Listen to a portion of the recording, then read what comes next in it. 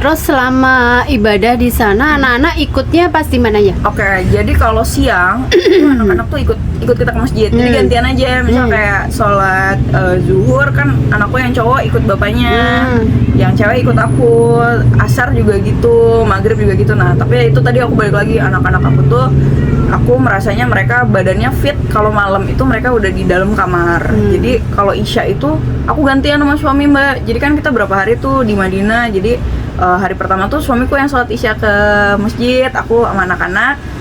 Pas tahajud aku ke masjid, suamiku sama anak-anak. Subuh suamiku yang ke masjid, gitu aja gitu. Kalau yang jam-jam gelap ya, kalau jam-jam gelap kita gantian. Tuh kan teman-teman terjawab ya, kan terjawab kan. Kemarin kan banyak komen, orang udah hotelnya di depan, kenapa sih nggak sholat ke bawah gitu? Karena aku selalu jawab kan kita nggak tahu kondisi di lapangan seperti apa, ya kan? Ya gitu ya, gimana ya Mbak, sebenarnya kan ya lihat ada temen juga yang umroh nggak bawa anak itu kayaknya wah khusyuk banget ya, dia bisa maksimal. Tapi ternyata setelah aku ini pun ya aku ngurus anak pun juga ibadah kan Mbak, kita menjaga anak pun juga ibadah gitu. Jadi ya ibadahnya tuh bukan cuma sekadar sholat aja di sana tuh gitu. Sholat kita nggak tinggal juga kok, tetap sholat gitu kan. Tapi ya kewajiban sebagai ibu pun juga tetap dijalanin gitu.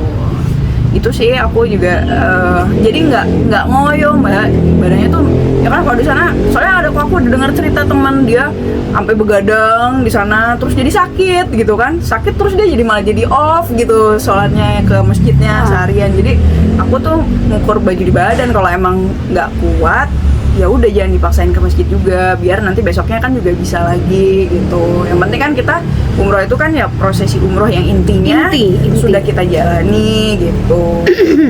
Kan teman-teman itu yang belum tahu itu kan dia mikirnya ibadah ya udah datang sampai pulang. Sebetulnya umroh itu kan intinya di Mekah kan? Betul. Gitu, di prosesi umrohnya. Tapi kalau yang di Madinah itu aku suka banget. Madinah tuh banyak banget orang bagi-bagi makanan Mbak.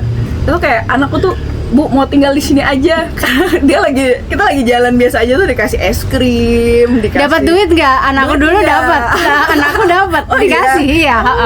Iya kalau itu sih nggak kasih duit sih, dia dapat es krim. Terus dia bilang tuh ya, wah ini ya Bu orang-orang di sini suka berbagi dia katanya.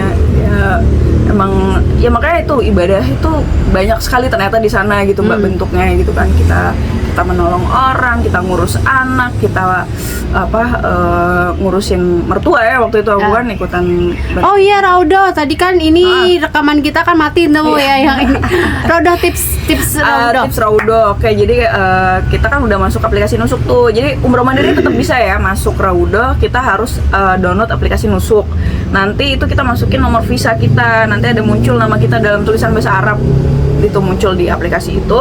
Terus mau milih slot untuk masuk Raudo itu cuma bisa seminggu sebelum tanggal yang kita mau, dan itu di hari Jumat buka slotnya hari Jumat atau malam Jumat, Kamis malam. Itu jamnya bisa dicoba di jam 12 waktu Saudi atau jam 3 pagi atau jam 9 pagi waktu Saudi ya, atau setelah sholat Jumat gitu, bisa dicoba. Itu biasanya kebuka semua tuh hijau, karena aku udah nyoba tiap hari itu Senin, Selasa, Rabu itu nggak ada yang buka tuh pasti. Tapi Jumat itu ada kemungkinan Sabtunya masih ada Mbak slotnya tuh gitu. Tapi untuk ibadah seminggu aja kan? Seminggu dia. Jadi bukanya untuk kalau seminggu. Kita mau berangkat 2 minggu sebelumnya belum bisa. Jadi emang dia bukanya untuk 1 minggu gitu. Terus abis itu kalau misal pas di Raudohnya emang jam-jam ramai itu jam malam ya. Itu tadi pintu terdekat Raudoh pintu berapa? Kalau jadi kan posisi si hotel aku saat Madinah itu di dekat pintu perempuan, pintu 23 atau Uhud Gate. Nah, sedangkan ya kita kalau misal sholat biasa itu masuknya lewat situ. Kalau mau ke Raudoh itu berlawanan di depan Masjid Nabawi. Kan kalau yang pintu 23 itu posisinya belakang ya. Ini depan, dia pintu 37 sekarang. Jadi sekarang Raudoh itu masuknya untuk perempuan di pintu 37. Gitu, jadi harus jalan dulu ke depan gitu. Berarti kalau mau cari hotel yang dekat pintu Raudah perempuan, Pullman. Itu dia. Kalau dekat pintu perempuan. Oh, dekat pintu perempuan yang saat Al-Madinah. Enggak itu apa? Pintu perempuan Raudah. Iya, Pullman. Depan dia soalnya. Selain Pullman apa? Aku taunya Pullman doang, Mbak. Karena Saya yang aku lagi gede. all akor Pullman doang. Oh. Aku kan ngecek cuma all akor doang. Ini total pengeluaran Mbak Anindya ya dari tiket pesawat, hotel segala macam. Tips hunting tiket, jadi rajin-rajin cek ya, terutama tuh Skyscanner, karena Skyscanner itu udah dijelasin juga Mbak Yeni cara gimana sih dapetin tiket murah itu.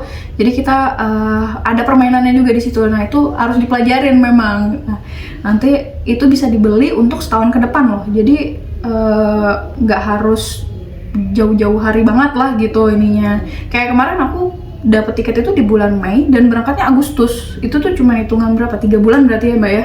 Jadi sebenarnya tiket promo itu ada kok yang waktunya deket-deket juga, nggak harus selalu panjang gitu waktunya. Tips umroh bersama anak-anak balita ya. Jadi saya bawa 2 anak, yang satu umur 3 tahun, yang satu umur 5 tahun gitu. Jadi kita umrohnya itu ketika prosesi umroh itu kita gantian. Saya sama mertua, terus anak-anak di hotel sama bapaknya.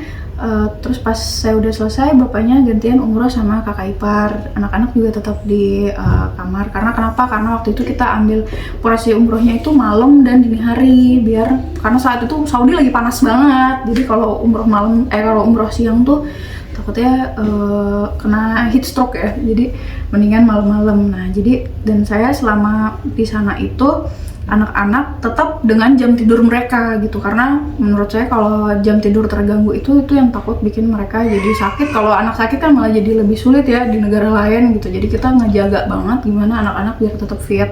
Makan anak-anak kalau pagi biasanya makan sosis di barengan kita breakfast, terus nasi. Jadi anak-anak tuh selalu makan nasi. Jadi nasinya bawa dari kamar, kita bawa tempat makan biasanya, terus sosis.